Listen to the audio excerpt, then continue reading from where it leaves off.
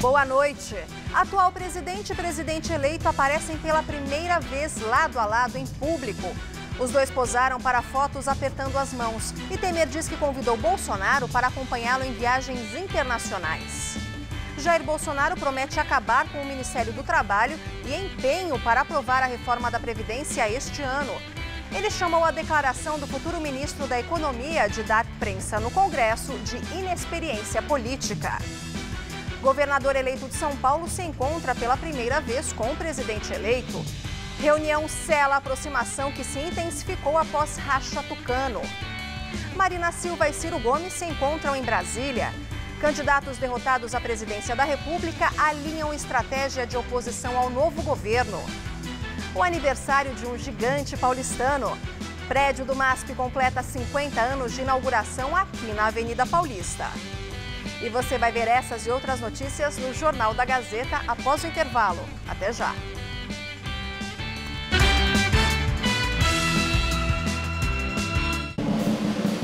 No Todo Seu de hoje, vamos curtir o som único da banda mineira Radiolaria.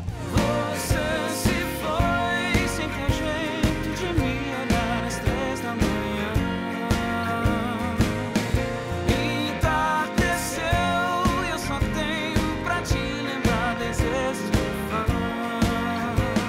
É dia de ficar de olho na TV com Cristina Padiglione. Ainda tem um bate-papo divertidíssimo com um grande comediante que é também apresentador, ator, escritor, cartunista, fotógrafo, repórter, publicitário, empresário. Quer saber quem é?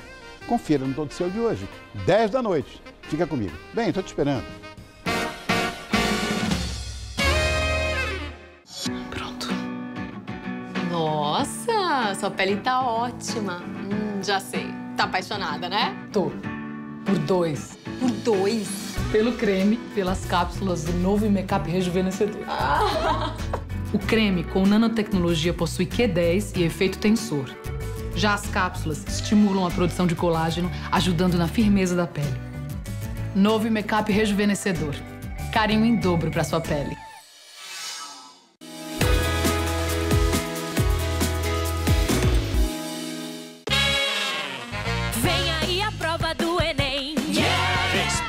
Prepare bem. Cheque informações no cartão de inscrição. Chegue antes de fechar o portão. Prova do Enem, 20 anos de Enem. Quem se preparar vai se dar bem. O segundo dia de provas é domingo, 11 de novembro. Leve caneta preta de tubo transparente. Tá a fim de escrever a sua própria história? Que tal dirigir a sua própria vida? Então corre pra cá, que a sua hora chegou. Bem-vindo ao Universo Casper, um lugar certo para você pensar, criar e questionar. Na Casper, razão e emoção se unem para fazer diferente, fazer melhor. E você, aceita o desafio? Tem muita coisa nova te esperando por aqui. Faculdade Casper Líbero. Paixão por comunicação.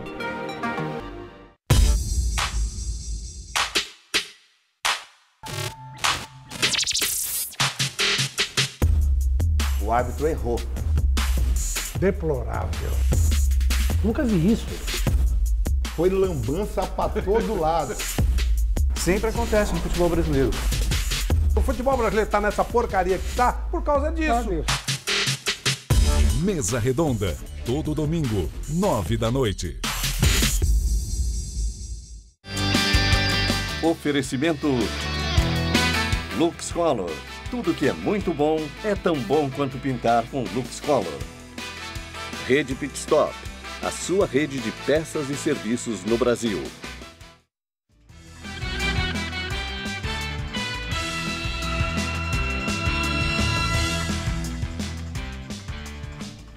O governo de São Paulo estuda o deslocamento de 5% do efetivo da rota da capital para Presidente Venceslau, no interior do estado. A operação faz parte de um plano para evitar a fuga de detentos, entre eles o Marcola, um dos líderes do PCC. E hoje o promotor Lincoln Gaquia, que acompanha o caso, diz que vê risco iminente de resgate. Cerca de 200 integrantes da Rota Rondas Ostensivas Tobias de Aguiar já estão há um mês no perímetro da Penitenciária 2 de Presidente Venceslau, a 600 quilômetros da capital. Eles estão equipados com armas de alto calibre, incluindo metralhadoras utilizadas pelo Exército. O reforço tem por objetivo evitar a fuga de alguns presos do PCC, o primeiro comando da capital, principalmente Marcos Camacho, o Marcola. Segundo o Ministério Público, o PCC gastou cerca de 100 milhões de reais para colocar o megaplano em prática. Ontem, a cúpula da Segurança do Estado se reuniu a portas fechadas. O secretário de Segurança Pública, Magno Alves, e o secretário de Administração Penitenciária, Lourival Gomes, não deram entrevistas depois do encontro. A assessoria de imprensa do Palácio dos Bandeirantes informou que se tratou de uma reunião de rotina. A Secretaria da Segurança Pública não confirma a transferência dos 5% do efetivo total da rota e também não dá maiores detalhes sobre a operação. Por meio de uma nota, a SSP fala do efetivo já existente para garantir, segundo a pasta, a segurança de presos, agentes penitenciários e também da população de Presidente Venceslau. Já a Secretaria da Administração Penitenciária informou que não vai se manifestar. O plano de governo criou um impasse entre as forças de segurança e o Ministério Público. Os promotores que investigam o crime organizado defendem a transferência de cerca de 20 integrantes do PCC, incluindo Marcola, para um presídio federal. Interlocutores do governo, porém, entendem que esta é uma decisão delicada que provocaria a reação dos criminosos. Marcos Camacho foi condenado a 232 anos e 11 meses de prisão pelos crimes de formação de quadrilha, roubo, tráfico de drogas e homicídio. O Tribunal de Justiça de São Paulo adiou hoje o julgamento dos acusados de participarem da maior chacina de São Paulo, ocorrida em 2015. 3 dos 4 agentes de segurança acusados de atuarem na chacina seriam julgados na tarde de hoje. Mas, segundo o TJ, o adiamento ocorreu para que todos os recursos sejam julgados em conjunto no ano que vem, ainda sem data definida. Em agosto de 2015, 17 pessoas morreram em um ataque coordenado nas cidades de Osasco e Barueri. Os suspeitos das execuções são 3 policiais militares e um guarda municipal que estariam vingando a morte de um PM e a de um guarda, assassinados durante assaltos nessas 2 cidades da região metropolitana. O processo corre em segredo de justiça. E a Polícia Civil descobriu um túnel em uma casa na zona leste de São Paulo que seria usado para furtar combustível.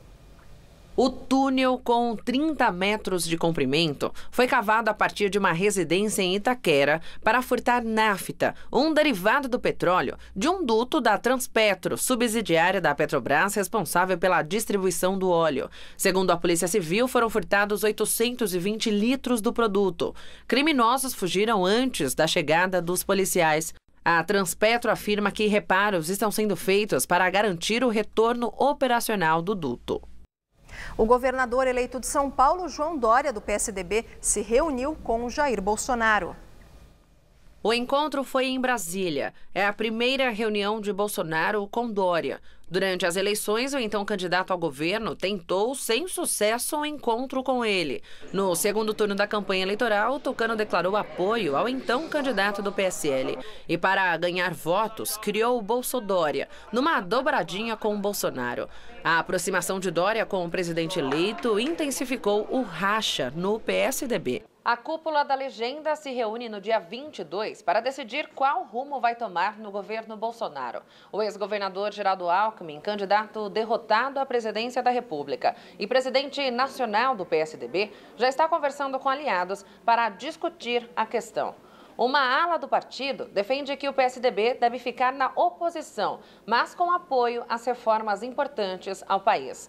Outra ala, comandada por Dória, defende uma aproximação com o novo governo. Nos bastidores, o ex-prefeito paulistano e agora a governador eleito se movimenta para assumir o comando da sigla. Numa clara aproximação com o Bolsonaro, Dória já anunciou que apoia a proposta da escola sem partido, uma das bandeiras do presidente eleito. O tucano disse ontem em São Paulo que escola é lugar de aprender, não de fazer política. O futuro secretário de Educação no governo Dória, Rocieli Soares, disse que o projeto de lei é desnecessário, porque já há mecanismos que impedem a partidarização. Dória já anunciou outros nomes que vão compor seu governo a partir de janeiro. 3 são ministros de Temer. Além de Rocieli, Gilberto Kassab, do PSD, vai para a Casa Civil e Sérgio Leitão Sá para a Cultura. Outro nome que vai estar no secretariado é o vice de Dória, Rodrigo Garcia, do DEM, que vai ocupar a Secretaria de Governo. O presidente eleito Jair Bolsonaro disse que está empenhado em aprovar a reforma da Previdência ainda este ano. Ele afirmou também que o Ministério do Trabalho será extinto e incorporado a outra pasta. Bolsonaro teve um dia agitado em Brasília nesta quarta-feira. O primeiro compromisso do presidente eleito foi uma reunião com o comandante da Aeronáutica, brigadeiro Nivaldo Rosato. Ontem ele já tinha se reunido com os chefes do Exército e da Marinha. Depois, Bolsonaro se encontrou com o presidente do Supremo Tribunal Federal e disse que será recorrente em consultar o ministro Dias Toffoli antes de tomar decisões. Pode ter certeza, Vossa Excelência, que muitas vezes, antes de tomar iniciativa, o procurarei para que a gente possa aperfeiçoar essa ideia e ela, de forma mais harmônica, siga o seu curso nacional dentro do parlamento. Não é eu. Nós não podemos errar. Toffoli defendeu um pacto republicano. Disse que entre os 3 desafios imediatos do país estão a reforma da Previdência, o equilíbrio fiscal e o combate à violência, principalmente na redução de homicídios. Da nossa parte, nós estamos abertos a discutir um novo pacto republicano que enfrente esses 3 desafios. Bolsonaro disse que está empenhado para aprovar a reforma da Previdência ainda este ano. Segundo ele, nos próximos dias deve tratar do assunto com os parlamentares. O presidente eleito afirmou ainda que a falta de vivência política e de experiência levou Paulo Guedes, seu futuro ministro da Economia, a pedir uma prensa no Congresso para que a mudança da aposentadoria seja aprovada ainda este ano. O que acontece com alguns do meu lado é que não tem a vivência política. Eu, apesar de ter, levo quantas vezes, levo um cascudo de vocês aí. Imagine quem não tem essa experiência. A palavra não é prensa, é convencimento. E logo após a reunião com o presidente do STJ, ministro João Otávio Noronha, Bolsonaro disse que a pasta do Trabalho perderá o status de ministério. Não, o Ministério do Trabalho vai ser incorporado ao Ministério. À tarde, Bolsonaro se reuniu com o presidente Temer no Palácio do Planalto. Conversamos sobre vários assuntos, entre eles, obviamente, a governabilidade, o final de seu governo, e ele está disposto a colaborar conosco no que for possível nesses últimos dias de 2018. Da minha parte também, como manifestei a ele, o procurarei mais vezes até o final do ano, para que juntos possamos fazer uma transição de modo que os projetos de interesse do nosso Brasil continuem fluindo dentro da normalidade. Convidei o presidente Bolsonaro, se ele puder, para fazer viagens comigo para o exterior. Tem algumas viagens programadas, mencionei até a hipótese do G20, que será agora no fim do mês. Não sei se o presidente poderá, mas disse a ele que, quando ele queira, nós poderemos ir juntos para o exterior. E o Tribunal Superior Eleitoral deve antecipar a diplomação de Jair Bolsonaro. Segundo a corte, o motivo é a cirurgia que o presidente eleito precisa fazer para retirar a bolsa de colostomia no dia 12 de dezembro. A diplomação, segundo a presidente do TSE, ministra Rosa Weber, deve ocorrer entre o dia 10 e 11 do mês que vem. A cirurgia será a terceira a que Bolsonaro será submetido desde que sofreu o ataque à faca durante um ato de campanha em Juiz de Fora em 6 de setembro. Bem, agora vamos ao comentário de Josias de Souza, direto de Brasília. A articulação política de um governo com o Congresso exige a habilidade de um tecelão. A sutileza precisa ser ainda maior no instante em que um presidente eleito, Jair Bolsonaro, reivindica a aprovação de uma reforma previdenciária formulada na gestão do presidente que está em fim de linha, Michel Temer. A despeito disso, aliados de Bolsonaro resolveram cutucar o legislativo com o pé para ver se os parlamentares mordem. Até os líderes de partidos simpáticos a Bolsonaro estranharam o modo como Paulo Guedes, futuro ministro da Economia, cobrou a aprovação da reforma da Previdência. Ele disse: o presidente tem os votos populares e o Congresso a capacidade de aprovar ou não. Prensa neles, pede a reforma, é bom para todo mundo. Prensa, como se sabe, é aquele aparelho mecânico que serve para achatar objetos. Ironicamente, o próprio filho de Jair Bolsonaro, o deputado federal Eduardo Bolsonaro, dissera que seria muito difícil aprovar a reforma previdenciária neste ano. Esse filho de Bolsonaro é o mesmo personagem que no último final de semana defendeu que o próximo presidente da Câmara tenha um perfil trator para patrolar eventuais manobras da oposição. A prensa e o trator aparecem no linguajar do poder, numa hora em que Bolsonaro promete compor a maioria no Congresso sem o velho toma lá da cá. Os parlamentares olham a cena e se recordam de uma frase de José Bonifácio, um antigo deputado mineiro. Chamado de Zezinho Bonifácio, ele dizia: aqui no Congresso tem de tudo. Tem ladrão, tem honesto, canalha, gente séria, só não tem bobo. Deputado por 28 anos, Jair Bolsonaro deveria conhecer melhor a alma do parlamento. Boa noite. E Bolsonaro anunciou no fim do dia o nome da deputada Tereza Cristina do DEM, do Mato Grosso do Sul, como futura ministra da Agricultura. Atualmente, ela preside a Frente Parlamentar Agropecuária no Congresso Nacional. A nomeação da parlamentar confirma que Bolsonaro vai manter a pasta separada do meio ambiente. Durante a eleição, ele cogitou fazer uma fusão entre os dois ministérios. E o general Augusto Heleno diz que vai comandar o Gabinete de Segurança Institucional no governo Bolsonaro. Ontem, o presidente eleito já havia manifestado a vontade de ter Heleno na pasta. Logo após ser eleito, disse que o general da reserva comandaria o Ministério da Defesa. No entanto, agora voltou atrás.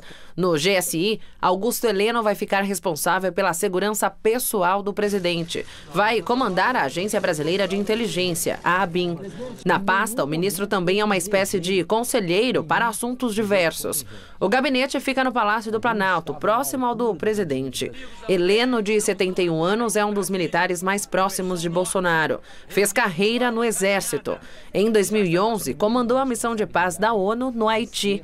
E antes foi comandante militar da Amazônia. O general da reserva ajudou na elaboração do plano de governo do presidente eleito e fez a ponte com a área militar. O vice-presidente eleito disse que, para a defesa, Bolsonaro deve indicar alguém da Marinha. Segundo o general Hamilton Mourão, a escolha traria um equilíbrio das forças militares no novo governo. Os candidatos derrotados à presidência da República, Ciro Gomes, do PDT, e Marina Silva, da Rede, se encontraram em Brasília. Eles se reuniram na capital federal para discutir qual será o papel deles durante o mandato de Bolsonaro. Marina disse que pretende fazer uma oposição democrática ao novo governo.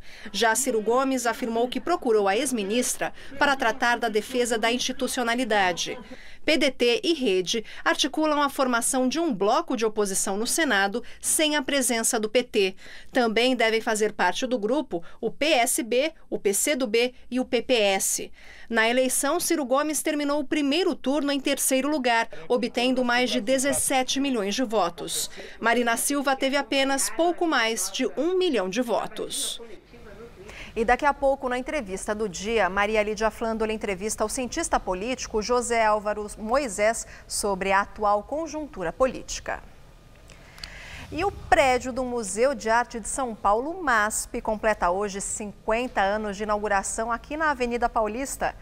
O repórter Luciano Penteado está no local e tem mais informações. Boa noite, Luciano.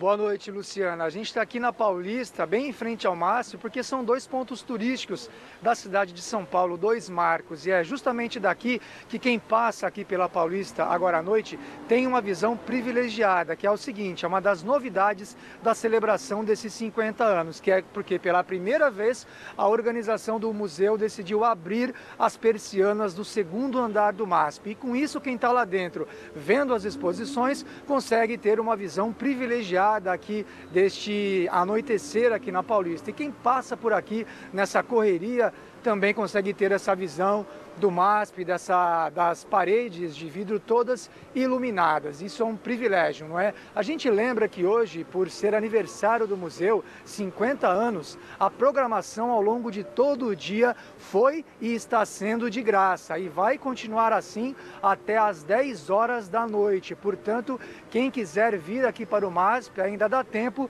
porque a programação de hoje, de graça, como eu falei, vai até às 22 horas. Bem, hoje mais cedo, a repórter Fernanda Azevedo fez uma reportagem completa sobre a história dos 50 anos da sede do MASP aqui na Paulista, o prédio que foi projetado pela arquiteta Lina Bobardi. Vamos acompanhar.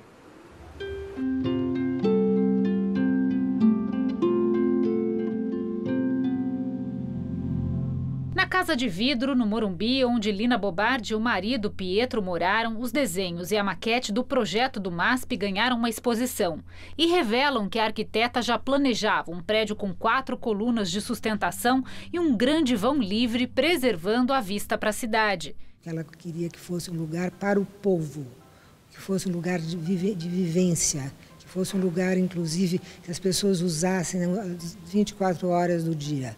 E também existia essa demanda de que ali tivesse um belvedere, que se visse São Paulo. Então, ali uniu essa vontade que existia já com essa criatividade dela de fazer esse vão, porque esse vão é uma coisa que não existia na época, esse vão com essa extensão.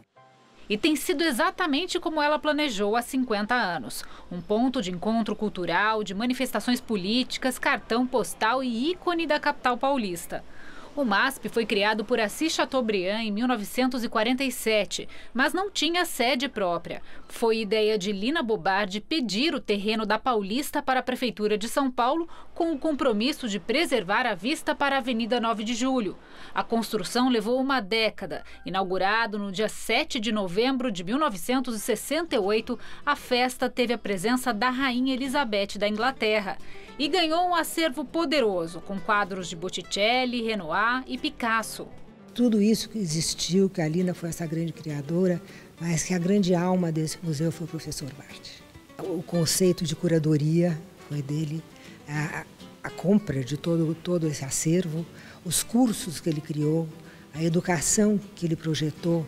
Ele fez desfiles de moda, ele abriu um leque de possibilidades dentro de um museu que abrangia tudo. O jeito de ver as obras de arte também mudou completamente com a chegada do MASP aqui na Avenida Paulista. Os quadros meio que flutuam pelo espaço graças a uma outra grande ideia de Lina Bobardi. Ao invés de pregados na parede, eles estão em cavaletes de vidro. Tem muita história além do quadro, assim, as informações, né, data, o autor, às vezes nem conhece, acaba aprendendo junto com as informações aqui atrás. Isso aqui é uma expressão de São Paulo, né? Essa mistura de tudo, a nacionalidade, é tudo, essa beleza. Para comemorar os 50 anos, o MASP vai ficar aberto hoje até às 10 horas da noite, de graça.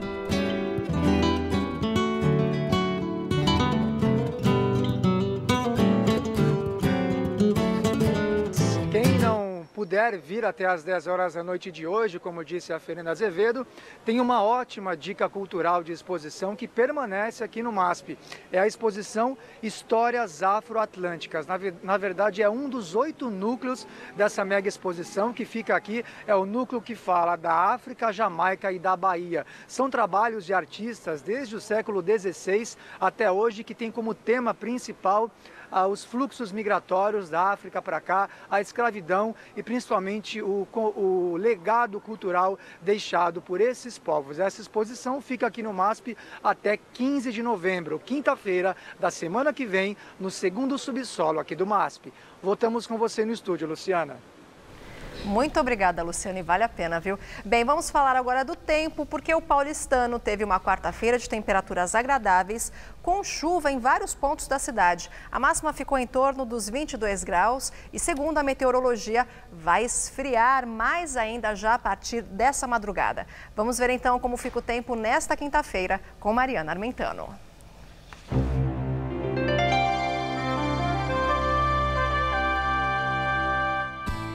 O destaque da previsão é que entre quinta e sexta-feira, grande parte do sudeste e do centro-oeste do país fica com tempo bastante instável.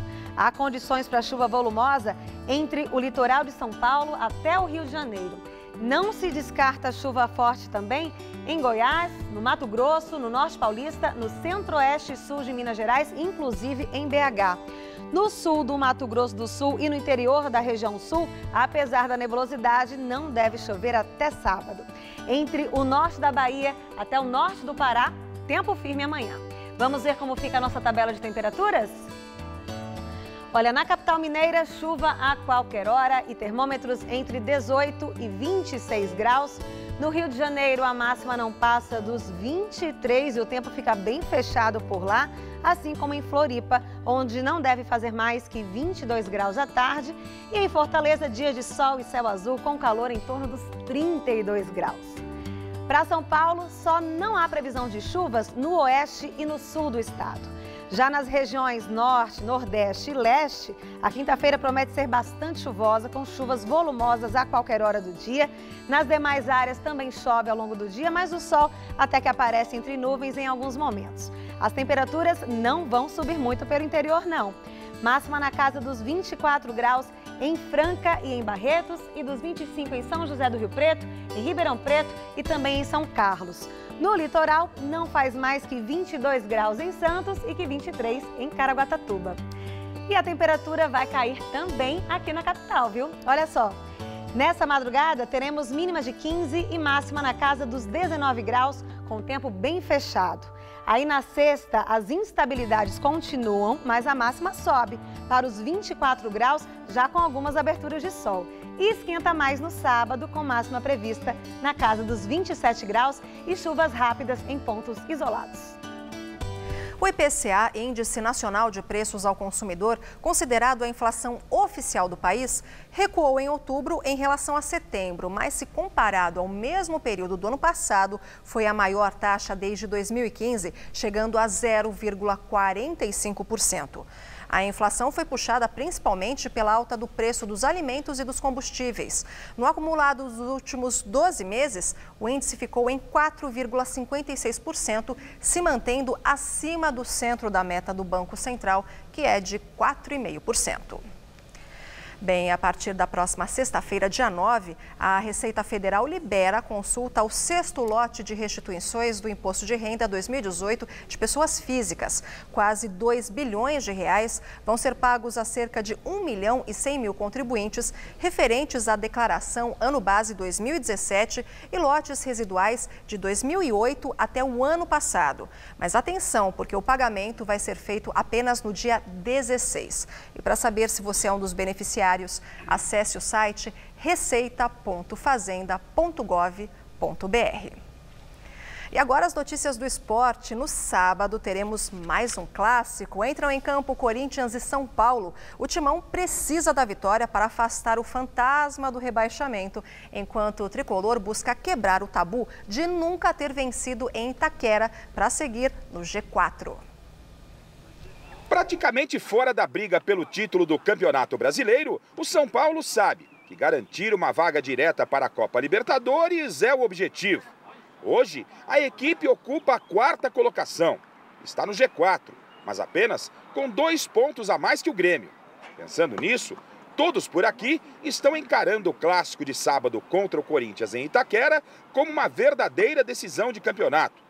Pois um tropeço nessa partida e o tricolor poderá perder posições importantes na tabela de classificação.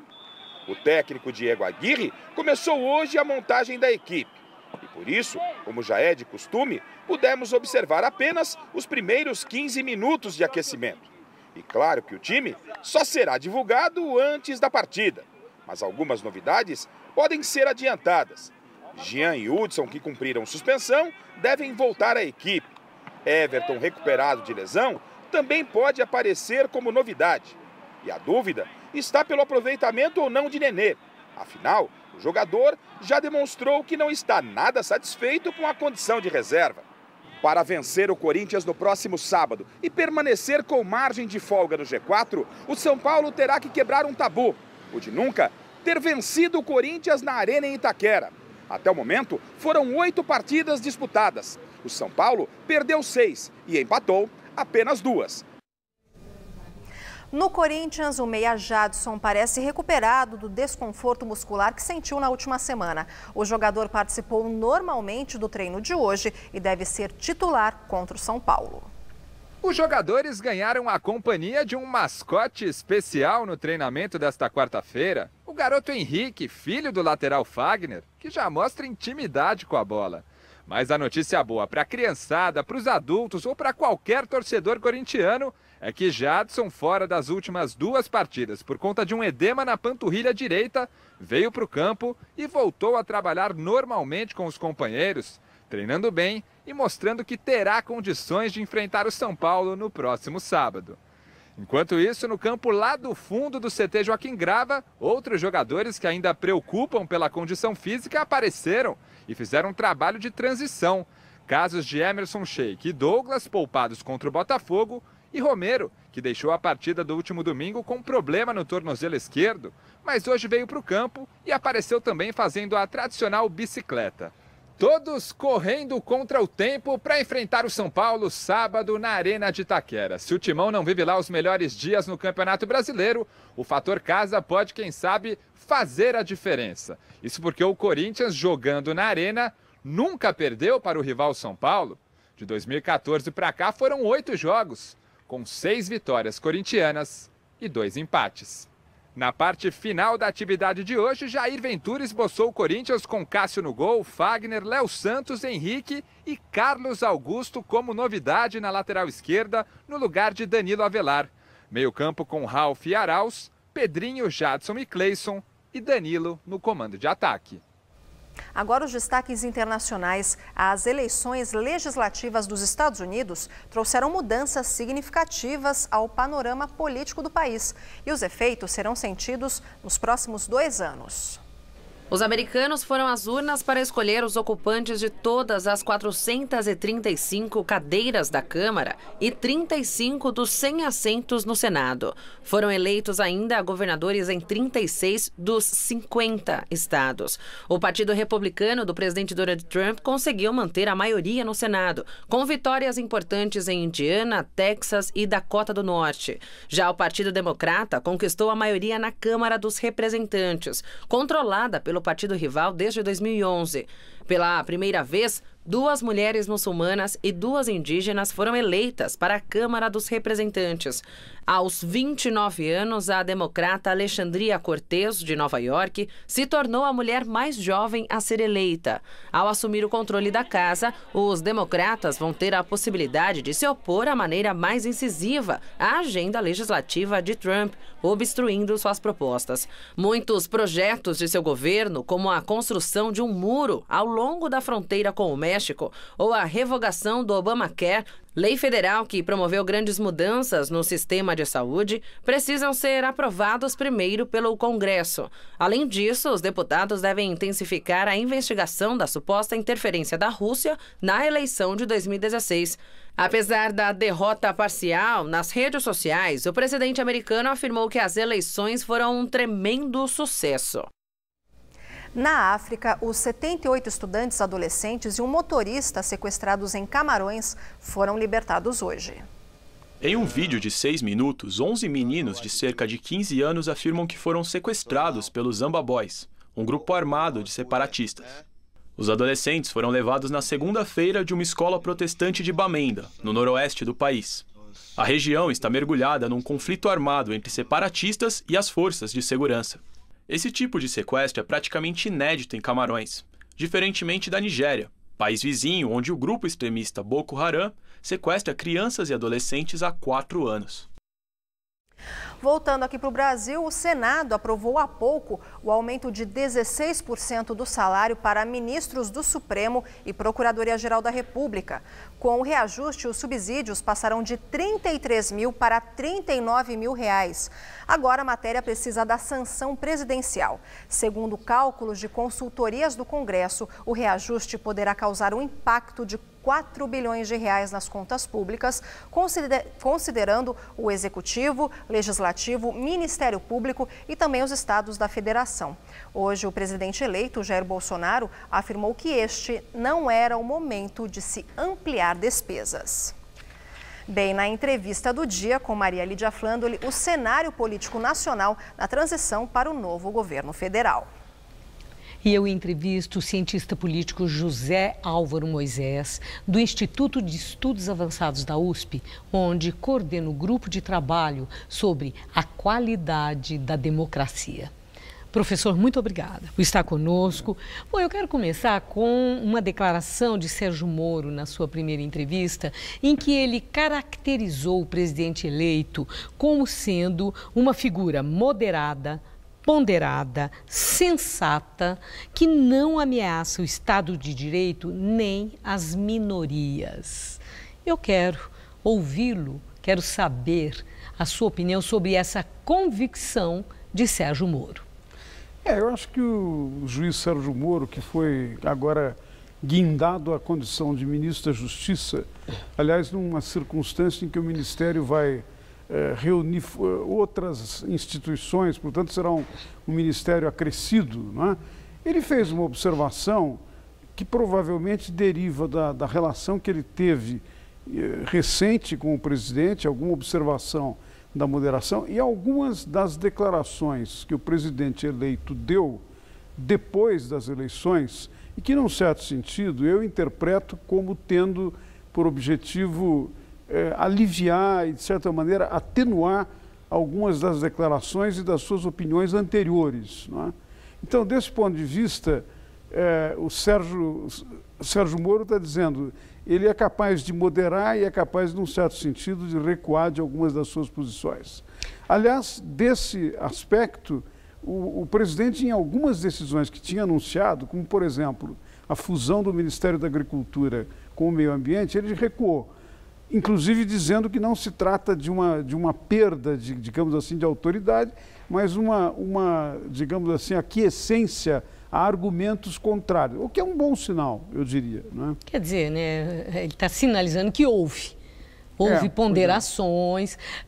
Agora, ao falar, né, tão positivamente da personalidade, da maneira de ser de Jair Bolsonaro, que havia causado aí uma impressão desconfortável com alguns excessos verbais, vários excessos verbais durante a campanha. O Sérgio Moro fortalece a liderança de Jair Bolsonaro, ele transfere com essa confiança no presidente eleito, ele transfere a credibilidade que ele próprio tem, o prestígio que ele tem pelo trabalho que desenvolveu na Lava Jato? Sim, Maria Lídia, acho que não tem a menor dúvida. Eu acho que, do ponto de vista do presidente Jair Bolsonaro, ele marcou um gol, trazendo para o governo o Sérgio Moro, com todo o prestígio que o Sérgio Moro adquiriu nesses últimos 4, 5 anos com a Operação Lava Jato. Agora, o Sérgio Moro, né, ele está insistindo em dizer que não se trata de uma posição política e que ele está assumindo funções que serão técnicas, porque vai ser de fazer a justiça, coordenar a ação contra o crime organizado, que isso teria um caráter técnico. Então, do ponto de vista dele, não é? Ele faz isso para justificar a sua aceitação. Eu acho que tem uma questão aí, tem um problema, não é?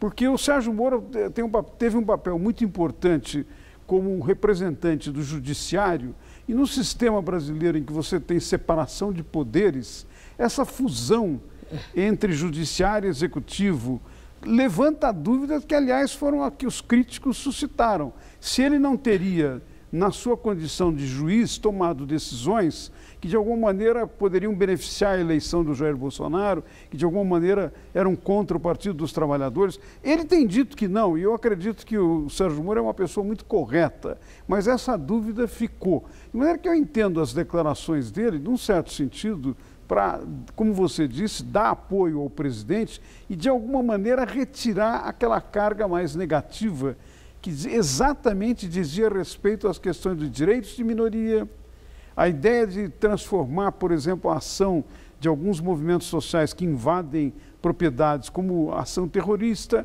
O próprio Sérgio Moro, na entrevista coletiva que ele deu, ele relativizou essas questões, dizendo, bom, uma coisa são os movimentos sociais e os seus direitos de minoria, outra coisa são ações que são inimputáveis, quer dizer, por exemplo, invasão da propriedade, não pode mesmo isso, sim, não é? Sim, já é tipificado crime, né? Já é tipificado, né, crime. O problema é saber se seria necessário ir muito mais além, radicalizar e transformar isso em crime de terror. Eu acho que a posição do Sérgio Moro foi para moderar isso e para dizer que não. Não é? Agora, professor, e ontem nós tivemos ali uma cena muito interessante lá na Câmara Federal, quando Bolsonaro estava acompanhado dos 3 presidentes das principais instituições, das 3 instituições que aí dão a base, a sustentação da democracia. Ele reiterou o respeito à Constituição. Ele disse que na democracia só existe um norte, a Constituição. Falou isso assim, de forma muito enfática. Aqueles todos que estavam preocupados, desconfiados, que Jair Bolsonaro significaria um risco para a democracia, depois de todas essas declarações dele de respeito à Constituição, depois da subscrição de Sérgio Moro, o pessoal desconfiado pode dormir em paz? Então, eu me incluo entre os desconfiados. Eu fiz várias entrevistas e artigos levantando dúvidas por causa, digamos assim, da mentalidade autoritária que o presidente eleito, na sua condição de candidato, ou mesmo antes, não é, tinha em algumas declarações manifestado. Declarações e também atitudes, como no caso, por exemplo, daquele conflito dele com a deputada Maria do Rosário.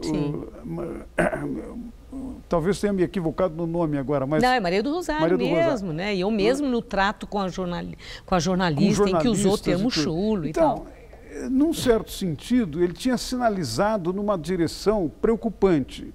E, ao mesmo tempo, com algumas declarações, por exemplo, abonando a tortura durante o período militar, levantou essa dúvida. Uma mentalidade autoritária não poderia ser um risco para a democracia? E a sua preocupação, como é que ficou agora? A minha impressão é a seguinte, eu não acho que o presidente eleito vai fazer um governo militar, nem vai fazer a mudança da democracia para um regime militar. Agora, é necessário tomar um extremo cuidado com as possíveis ações que vêm daqui para frente, e eu acho que, nesse sentido, as instituições, principalmente o judiciário e o legislativo, estão sinalizando claramente que querem um acordo, um pacto. O presidente do Supremo chamou de um pacto republicano, exatamente para ser um elemento de contenção. E um outro aspecto, tem 2 outros aspectos que eu vejo, Maria Elisa, que são os seguintes.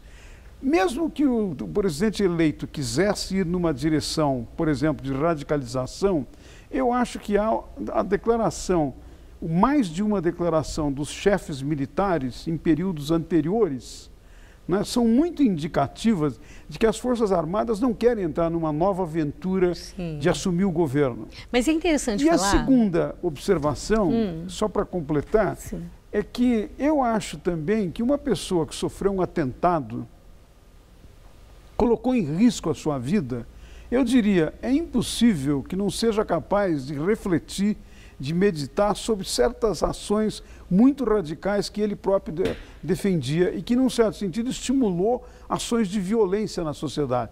Eu não estou dizendo que ele mudou completamente, porque isso não acontece, as pessoas não mudam assim, mas, num certo sentido, é uma sensibilização que provavelmente vai desempenhar algum papel. Não, e traduzindo isso numa palavra pode significar uma esperança também, né? Pode significar, pode significar uma esperança. Não é bem aquilo que se dizia. Sim, não é? sim. Bom, mas sobre essa questão da militarização, o fato do presidente eleito ter como vice um general, o fato dele já ter anunciado alguns generais para ocupar ministérios, para muita gente isso aí está sinalizando que o governo dele possa ter um viés militarista. E traduzindo isso como um governo de perfil conservador e autoritário. O professor vê esses sinais? Então, eu diria que conservador, claramente. Houve uma guinada numa direção conservadora no ciclo político brasileiro. Acabou o ciclo da Nova República, está iniciando um novo ciclo. A Nova República, com toda a luta contra a ditadura e pela democratização, ela veio com um sentido progressista e com um conteúdo social muito forte, não é? Isso, de alguma maneira, agora está terminado. E eu acho que, veja que os dois principais partidos que fizeram esse perfil da Nova República, o PSDB e o PT, perderam força, inclusive se não mudarem radicalmente, se não se refundarem, eu penso que há um risco deles desaparecerem, não é? Então, desse ponto de vista, é uma mudança. Agora, eu não diria que necessariamente é uma mudança no sentido de uma militarização. Pode ser que algumas atitudes, como foram anunciadas antes pelo presidente, se ele insistir nelas, tenham um caráter autoritário, mas ele próprio está com tanta insistência, não é, anunciando que quer fazer o debate com o Congresso, fazer o debate com o Judiciário e com a sociedade, que isto pode representar uma possibilidade, digamos, de um equilíbrio maior.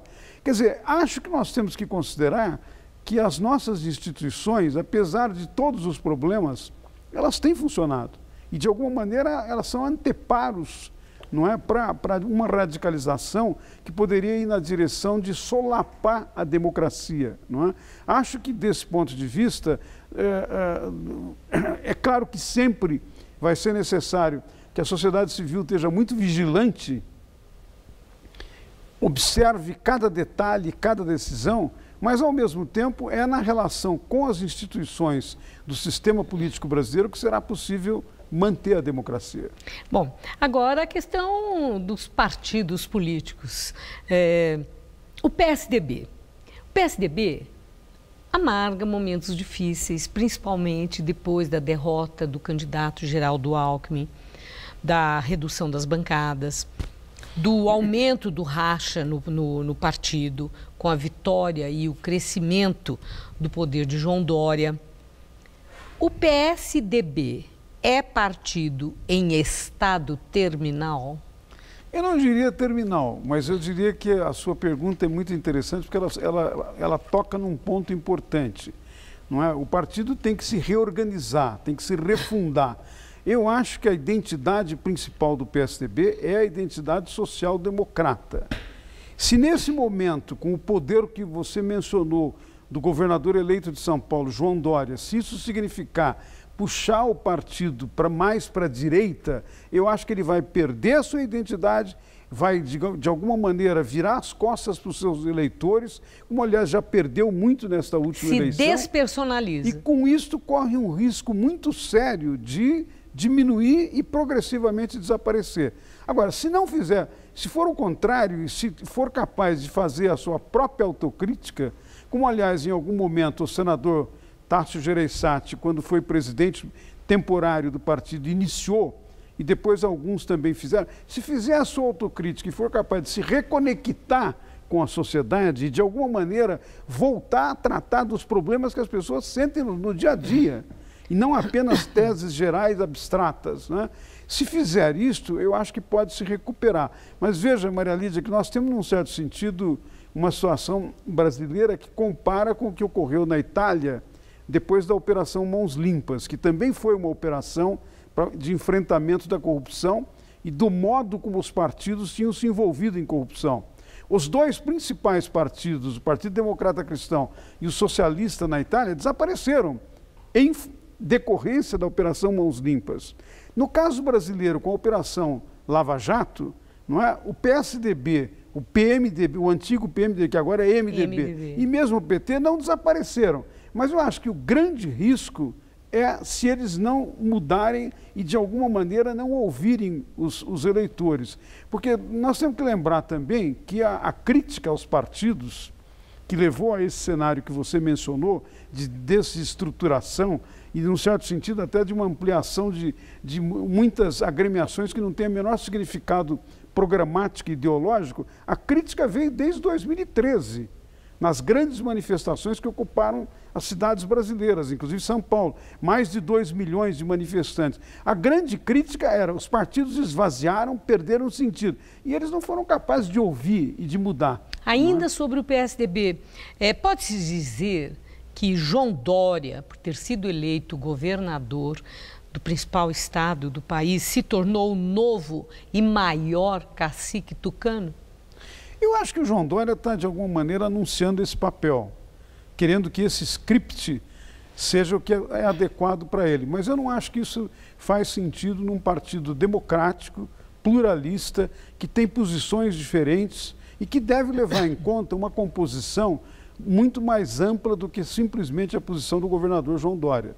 Por mais importante que o governador tenha sido com a eleição que ele obteve e o papel que ele possa ter no PSDB. Mas, de alguma maneira, não faz sentido você imaginar que um partido com o papel que desempenhou no Brasil, não é, principalmente com Fernando Henrique Cardoso, e uma estabilização da economia, controle da inflação, recuperação da moeda, não é, brasileira, um partido que teve esse papel, e inclusive tinha um olhar para o social muito importante, com a Bolsa Escola, e que depois se transformaram na Bolsa Família, não é? Não pode simplesmente fazer uma guinada para a direita e perder a sua raiz. Sim. Se perder a raiz, vai desaparecer, na minha opinião. Bom, e o PT? O antipetismo da campanha criou raiz, para usar um termo seu agora, e veio para ficar? Eu acho que esse é o outro grande risco, porque o PT também não fez a sua autocrítica. Aliás, na campanha eleitoral me surpreendeu muito, Maria Lídia. Num determinado momento, o candidato à presidência, Fernando Haddad, ele admitiu que algumas pessoas do partido cometeram crimes de corrupção. E ele até diz, deveriam ser punidas por isto. Mas em nenhum momento ele fez referência ao fato de que o PT foi o partido que organizou o esquema sistêmico de corrupção, envolvendo outros partidos como o PP e o PMDB, e ao mesmo tempo envolvendo grandes empresas, não é? De engenharia, as empreiteiras, e ao mesmo tempo os altos funcionários da Petrobras. Quer dizer, ele não admitiu a responsabilidade do partido. E eu acho que, em grande parte, a reação de um segmento grande dos eleitores que acabaram indo na direção desse verdadeiro ódio contra o PT, em grande parte está associado ao fato de que o partido foi responsável por políticas econômicas desastrosas a partir da administração da ex-presidente Dilma Rousseff, provocou recessão, provocou desemprego, não é? Mas não admitiu a sua responsabilidade. Então, isso acaba levando a um afastamento, mesmo de eleitores do PT e de segmentos. Veja que uma das coisas que apareceu nos resultados das eleições é que o presidente eleito, Jair Bolsonaro, conseguiu penetrar, inclusive, em áreas tradicionais de voto do PT, em classe C e D, que muitas vezes votavam apenas no PT, na periferia, por exemplo, de São Paulo. Manteve no Nordeste o voto do PT, mas é a única região em que o PT conseguiu manter. Então, desse ponto de vista, eu diria, o PT também tem sobre a sua cabeça uma espada indicando que ou ele se renova, é capaz, digamos assim, de se refundar, de alguma maneira retomar a sua origem e, ao mesmo tempo, fazer a expiação necessária de ter se envolvido com corrupção, porque a corrupção é a negação da democracia. É a negação das políticas públicas, retira recursos de políticas públicas. Então, a ideia de que tem um partido a favor da população mais pobre, mas que retira recursos, não faz sentido. Mas, e Fernando Haddad, que teve os 47 milhões de votos, ele saiu muito maior do que entrou dessa campanha à presidência da República. A situação do PT, né? O Haddad, que passou a ter essa evidência, A situação do Lula, que não consegue, através de recursos, a liberdade, ele não sai da cadeia, está lá. Embora a defesa continue lutando, a gente não sabe no que vai resultar. Pode-se afirmar que hoje Fernando Haddad é o novo líder nacional do PT? Bem, num certo sentido, a campanha e as eleições deu a ele esse papel. E ele, você lembra bem, com 47 milhões de votos, não é? Ele se torna uma referência muito importante do sistema político e do sistema partidário. Agora, é preciso saber se o PT vai permitir que ele assuma esse papel, e eu diria até mais do que o PT, se o Lula vai permitir. Porque, veja bem, quando a gente olha a história do PT, é muito curioso observar que o Lula permaneceu como a única liderança. E toda vez que tinha alguém que de alguma maneira disputava a possibilidade de disputar, competir com ele, acabou sendo afastado. Ele afastou o Eduardo Suplicy, afastou a Marta Suplicy.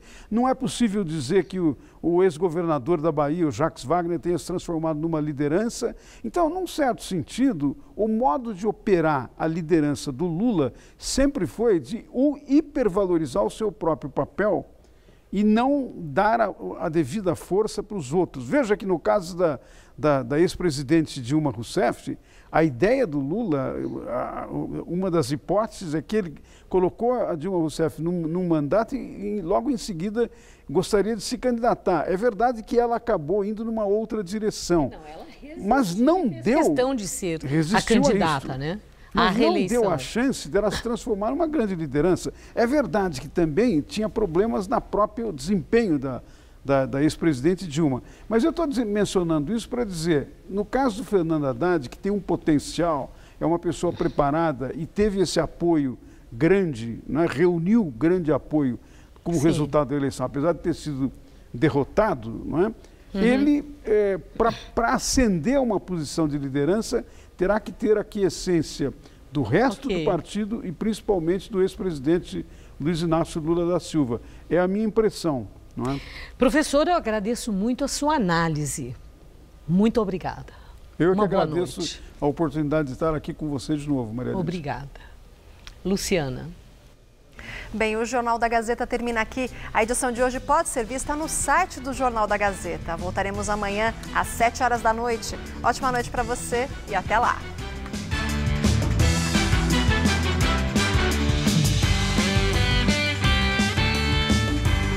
A banda Rádio Olaria comanda o palco do Todo Seu de hoje, 10 da noite.